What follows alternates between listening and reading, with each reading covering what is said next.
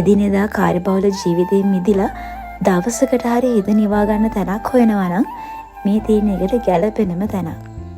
මේ අපූරු පන්සල තියෙන්නේ පාදුක්ක වග පැත්තේ.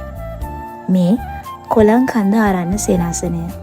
වෛවාරණ ගොඩනැගිලි ඉදිකිරීම නැති වුණාට ස්වභාව ධර්මයේ විසින්ම මේ පන්සලට හරි අපූරු ලස්සනක් ඒ වගේම නිස්කලංක බවක් එකතු කරලා තියෙනවා.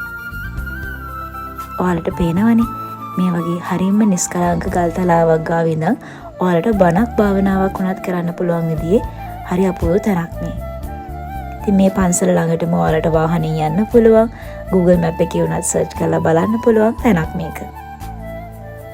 පන්සලට ගියාම තේරෙයි වැඩි සෙනගක් යන තැනක් නෙවෙයි නිසා මේ පන්සල කොච්චර නිස්කලංක අපූර්ව තැනක්ද කියලා. ඔයාලත් යන්න ආසයි නම් මේ වගේ තැනකට ගිහිල්ලා බලන්න.